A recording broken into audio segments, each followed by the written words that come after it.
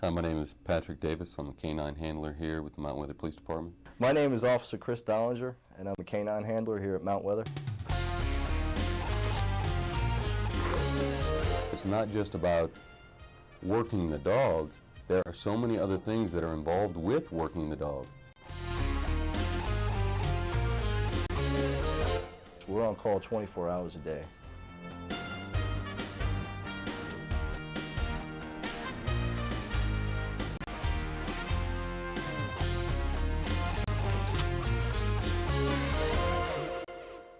The Canine Project here at Mount Weather began with Chief of Police Seward and the Executive Administrator, Mr. Looney. What Mr. Looney brought to the table when he first came here was a more effort on physical security. Along those lines, more police officers were hired, better technology, and of course the K-9 unit. Hello, my name is Jim Looney. I'm the Director of Mount Weather EOC. Political appointee, been here about 2 years. As we looked at our national security mission here at Mount Weather, one of our primary concerns was physical security of the facility. And one of the driving efforts that was most important to us is to look at a multi-layered approach at protecting the facility. In my previous life in the military and in my personal hobby life, you know, I've dealt with dogs all my life and used to train them for a hobby and knew what their capabilities were. And then in a conversation with FEMA's Chief of Staff, Reynold Hoover, who is an ex-ATF agent and a bomb agent at that, he was very familiar with ATF's program about training bomb dogs. And so as I looked at a multiple approach at protecting this facility, this was one of the things we considered, and the more we looked into it, the more we liked it. And then from that point, the ball got rolling, and now we're standing with 2 dogs in Mount Weather. Those 2 dogs make this place stronger. Our goal here is to make Mount Weather bulletproof. And so as we look at every piece of emerging technology, one of the pieces that was missing was, number one, that human element and the capability the dog brought to an ability at the front gate to monitor all vehicles, and that same ability in the warehouse. And so basically it's just one more building block in the process to secure the facility. The K-9 project at Mount Weather began in early 2003. Officer Chris Dollinger joined the Mount Weather Police Force 1 year before the K-9 program started, while Officer Patrick Davis began working at Mount Weather as a contractor in 1996, then joined the Mount Weather Police Force in September of 1999. Officer Dollinger says he became interested in Mount Weather's K-9 program shortly after learning that Mount Weather would be starting the program. However, Officer Davis says his inspiration came from a different source. I've been working here at Mount Weather a little over 7 years now. My father was a canine handler for a number of years, and for the last probably at least 2 years, I keep talking about canine, hoping that we would get a canine unit here, and finally it came about. Once plans to start the K-9 program at Mount Weather were finalized, Mount Weather police officers went through an interview process to determine who would become K-9 handlers. Following the selections, Officer Davis and Officer Dollinger met with the ATF about receiving their K-9 partners. I didn't select Ivanhoe. The way that is taking place is before you go to school. ATF has you fill out paperwork, you know, asking you questions about your family, your home, other pets, and they try to tailor a dog to you.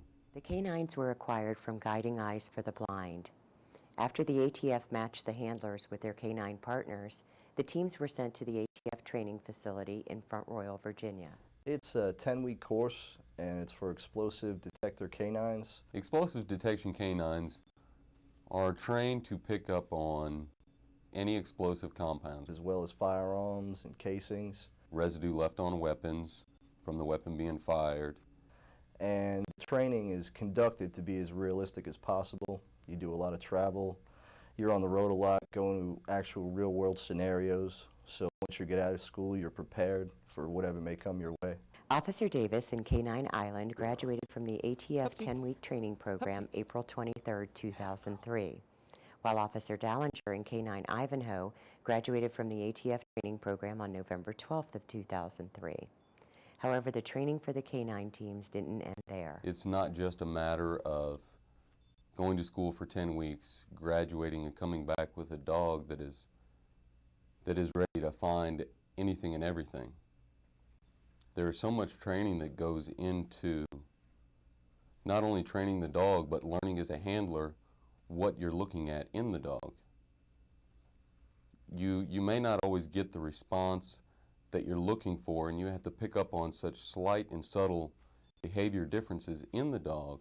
Officer Davis says that for a handler, knowing their K-9 partner's behavioral traits is crucial to prevent the teams from missing anything. Therefore, the K-9 teams train 365 days a year. Because it's a learning experience for me every day. Every day there's something new, something in the way the dog looks at you. Show me. Show me. Good girl. So you really have to get that time and that rapport with the dog to learn the dog and for the dog to learn me, because she works the same way. She will start to pick up on things that I do. The procedures for clearing an area or a problem with the dogs, you would go through the same procedure as if you didn't have a dog. The dog is just used as a tool, an extra tool. If people or other officers sweep the area and nothing's found, you would follow the same procedures, and then you would bring the dog in to find it. There's technical and there's devices out there that we can use, but they don't bring to the table what the dogs do. Dogs do work together, but not at the same time. They will run the same problem, but at different times. In addition to working and training every day, each handler has several other responsibilities when it comes to their K-9 partner. We keep daily training records of everything we do as far as work with the dog. Any odors that we have worked with for the day, we have to keep track of those. We have to weigh the dogs. We got to make sure that they're due for their vet appointments. We have to make sure that they're getting the medications or the vitamins or the right measured amount of food, because these dogs' food is a measured food. There are supplies that need to be ordered. It's not just coming in and going to work. There are so many other things involved with it that, I mean, we've got paperwork after paperwork. We get ATF bulletins by email saying, hey, these things have been occurring. Keep an eye out for these types of things. All of the K-9 teams that ATF has have annual recertifications, and I believe they're going to start a 1-week in-service training. So we will actually get back with the training staff and other handlers and go through, I believe it's going to end up being 2 weeks altogether every year, to make sure that the handlers are doing their part, that the dogs are on target. Another thing we'd like to do today for the Journal is to recognize a couple of our police officers that spend 24 hours, 7 days a week doing their mission, and that's our 2 K-9 officers. And I'd like to start this off with a presentation to the Dollinger family. Chris, Corinna, and Joseph, thank you for your support to the Mount Weather mission. The service and dedication you demonstrate daily to the K-9 operations of the Department of Homeland Security is critical to the protecting of Mount Weather Emergency Operations Center and the national security of the United States. We'd like to present your family with a piece of the rock, which has the new DHS seal, a certificate or citation in brass, and then a picture of Chris and the dog. And what we'd like you to do when you go home, Corinna, is get a picture of all 3 of you and the dog and take this one out and replace it, because it's for your entire family, and we appreciate your support. Chris, thank you for 24 hours, 7 days a week. We appreciate you so much, and we'd like you to take that home and put it on your mantle or on the wall. And that's a highly valued piece of the rock. Heartfelt appreciation for what you have to do every day to make sure that this place is protected. Thank you so much. Thank you. Although Officer Davis and Officer Dallinger's regular duty post is Mount Weather, We're on call Both with Mount Weather and the ATF 24 hours a day. 365. FEMA didn't have any dogs before, so our capability here at Mount Weather can go downtown to help them. Our partnership with ATF and our ability to protect not only this facility, but FEMA headquarters and DHS just makes us stronger every day agency-wide. Each canine is classified as a federal officer. Assaulting one of the canines carries the same penalties as assaulting any other federal police officer. Up to this point, the program is definitely a success. I'll tell you a little story. We had a delivery one day, and the driver was acting a little weird, and it kind of keyed the front gate police officer that there may be something wrong. So our first graduate, Island, was called in to inspect the vehicle. In the process, a weapon was found that's prohibited here at Mount Weather, and accidentally a large bag of marijuana. The dog itself, you know, just because it hit on the gun itself, actually caused an arrest, got the local police out, hauled the guy off. The owner of the truck had to come from Mississippi and pick up his truck and finish the delivery. So that's a small success, but if one of those dogs can find an illegal weapon, which is an explosive, then they can certainly find large quantities of explosives. Using the dog is the most efficient way to guard against explosives. The dog will alert on several different scents. They are trained to hit on every most probable element that can be used to attack this facility. It's a lot of work that their entire family, and they don't eat unless they work. So Saturdays, Sundays, whatever, that dog's got to work every day because that is what makes them solid and makes them know that they have to work to get their food. And so every day is a work day for both of these families, and we appreciate it so much. Thank you very much. Working with Island has been like working with anything else. There are definite ups and downs. We have good days, we have bad days. All in all, I wouldn't trade her for the world. Right now, we think that 2 dogs is sufficient. We do 24-hour operations here. A 12-hour shift is about the maximum amount of time that the dog can work, basically. This is actually hard work. When you're talking about a dog crawling over into a semi, a 40-foot semi, full of boxes and full of equipment, there's a lot to this. That dog, every ounce of food that he gets is off of a hit. Find it.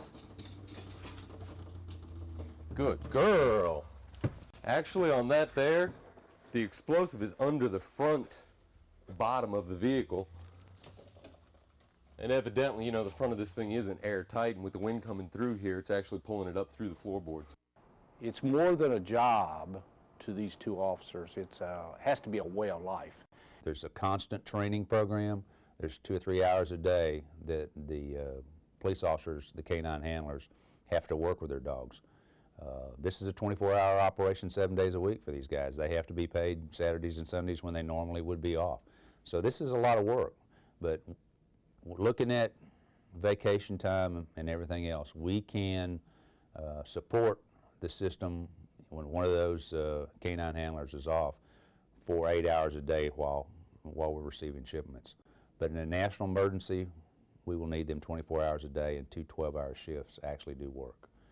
We're certainly open to that as this facility expands, as DHS brings more and more requirements on us. We could easily expand that to 3 or 4 dogs easy. Today, I think we're solid, and right now, I think we're going to stick with that 2-dog package. The canine program's relevance has been demonstrated by the extra security measures required by the nation's changing threat level as a result of the terrorist attacks of September 11, 2001. The 1-year anniversary of the canine program at Mount Weather coincides with the 1-year anniversary of the formation of the Department of Homeland Security. I believe the canine program here at Mount Weather has definitely been a success. It's still new, but I foresee good things.